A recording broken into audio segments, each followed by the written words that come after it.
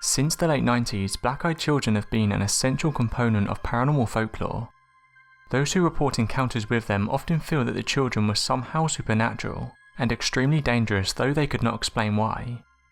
In this video we count down 5 terrifying encounters with black-eyed children. One night a man was dozing in the spare bed in his infant daughter's room when he heard a strange bump outside the house. Initially the man thought nothing of it, believing it to be the family cat, but the thumps continued. The man checked the porch, but the cat was nowhere to be found. He then walked into the kitchen and found 2 figures loitering outside his front door. They knocked on the door. Both were boys around 10 or 11 and gave off a mouldy odour. "May we use your telegraph?" one of the boys said. To his horror, the man realised both boys had eyes that were completely black. Ignoring the old remark about the telegraph, the man told the boy he didn't have service in his house, and shut the door. As the man slowly made his way back to his daughter's room, the 2 boys thumped on the walls.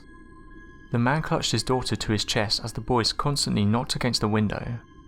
Their eerie eyes and awful persistence made the man too scared to fall asleep.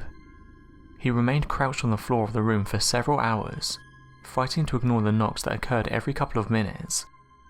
The moment his wife's alarm clock went off, however, the knocking ceased, and the black-eyed children were nowhere to be seen. This story was sent to me by a lady called Sandy. 10 years ago she was living in Phoenixville. It was a beautiful apartment with a good sized yard and a beautiful Japanese maple tree in it. Back then it wasn't uncommon for kids to come and ask to play in the yard and climb the tree. Sandy was also a babysitter, so she knew most of the kids in the neighbourhood. It was the end of June and about 4:30 when she heard a knock at the door. Looking out the kitchen window she saw a child, and it sounded like they were asking to climb the tree. The door was open but the screen door was shut. He knocked 3 or 4 more times before Sandy could get there. The boy was wearing a grey hoodie with the hood up. The first thing she said was, "It's a little hot for a hoodie, don't you think?" His silence made her feel nervous, so she said, "If you're here to play on the tree, go ahead."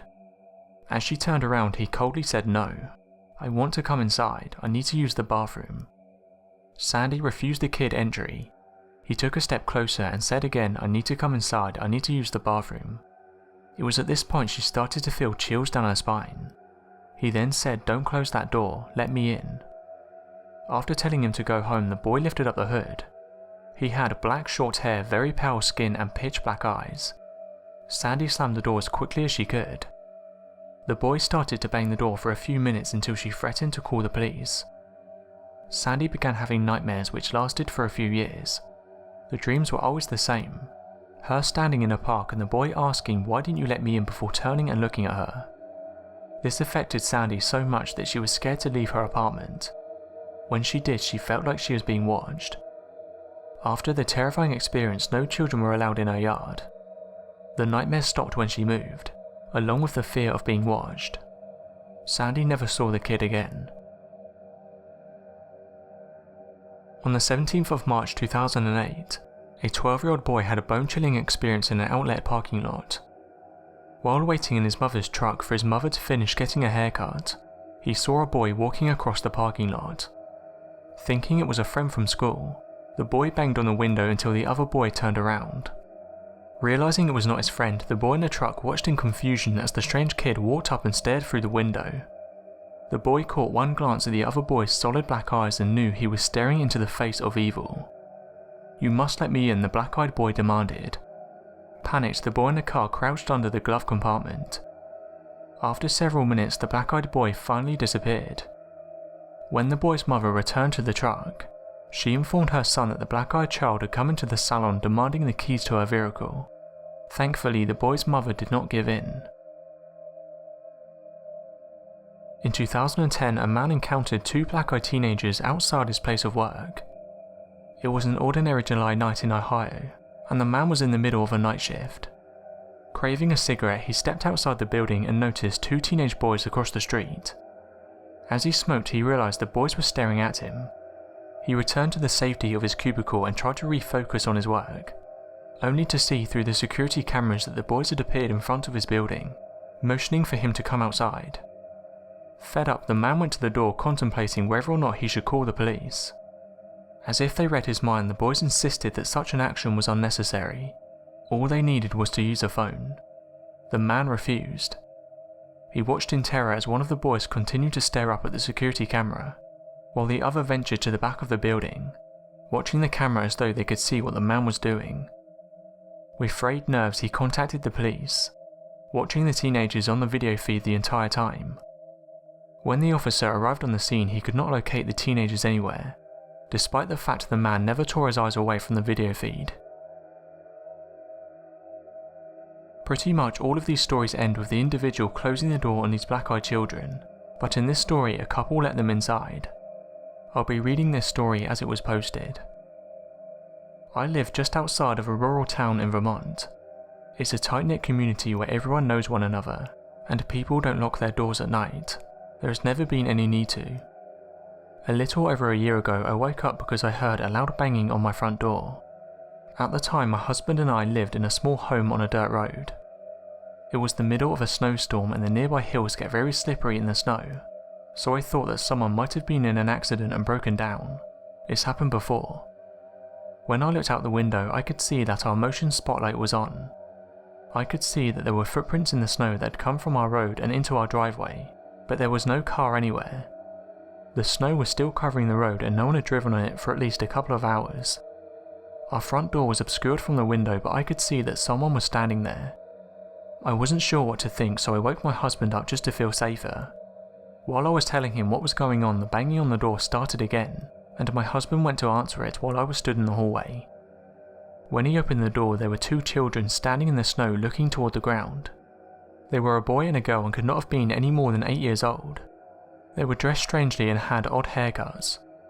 The girl's hair was very long and straight and the boy had a dated haircut that looked almost like a bowl cut. They weren't dressed for winter.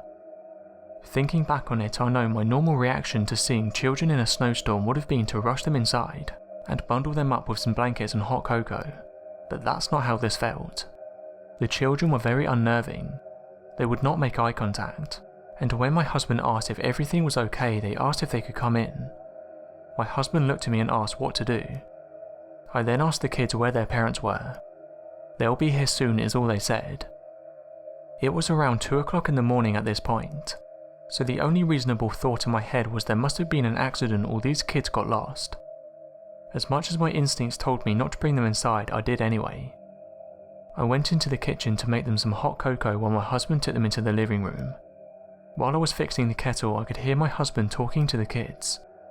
He was asking them if they were okay, where they came from, how far they walked, if their parents' car was broken down, things like that, but they always answered, "Our parents will be here soon." They weren't afraid to be in a stranger's home at all. I started to notice that our cats were all hiding except from the one who was in the kitchen with me. Normally our cats are very curious and friendly, and we have to be careful that they don't run out the door when we leave.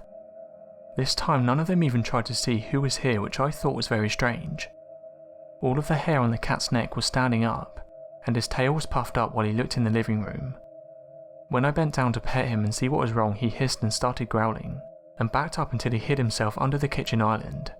I have never seen him do that before. When I walked back into the living room, the kids were sitting on the couch as still as can be, but my husband was holding his head in his hands. I asked him what was wrong and he said he just felt very dizzy all of a sudden. I turned back to the children to give them their cocoa, but when they looked at me I gasped. It took everything inside of me not to drop the mugs and run away. When they looked at me, their eyes were completely black. When they saw that I was scared, they stood up and asked if they could use the bathroom. I tried to be as composed as I could be and showed them down the hall. They went into the bathroom together and I hurried back to my husband to ask him if he'd seen their eyes. He said he'd seen them too, and said that it looked like his brother's eyes after a car accident. We were in the middle of talking about whose children they could be when my husband's nose started to bleed. He'd never had a nosebleed as long as I've known him. I just knew inside myself that this had something to do with the kids. I started crying while I ran to get my husband some tissues. That's when the power went out.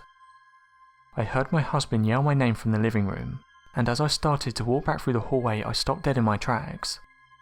The two children were standing there at the end of the hallway. They weren't moving, and I've never been so scared in my whole life. They just stood there in the dark. After what felt like forever, the boy said, "Our parents are here," and they walked to the door, opened it and walked out, leaving it wide open.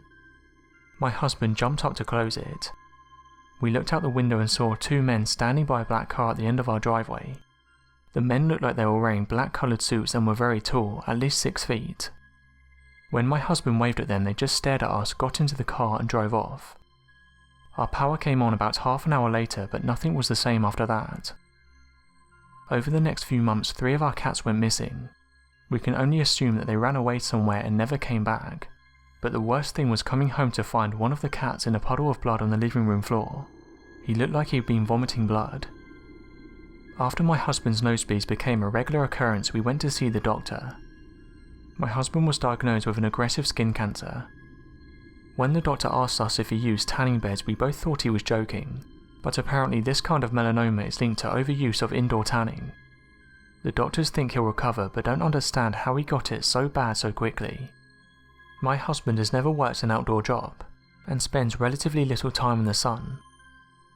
Since we let the black-eyed kids inside our home, I've also suffered from regular dizzy spells and nosebleeds on a regular basis. I've had other issues which I won't mention here, but trust me when I say I am suddenly in the worst condition of my life, and no one can do anything about it. I know that all of this is because I let the black-eyed children into my home. We've told everyone we could about the strange kids that showed up that night, but no one else saw them, and some laughed at how scared we were, but we know what we saw. I wish my husband had never opened the door. Now the story ends with the individual warning others about the black-eyed kids. Their advice is to lock your doors, call the police and wait for morning, and they warn not to make the same mistake as they did. So that was 5 terrifying encounters with the black-eyed children. Thanks for watching and don't forget to subscribe for more countdown videos.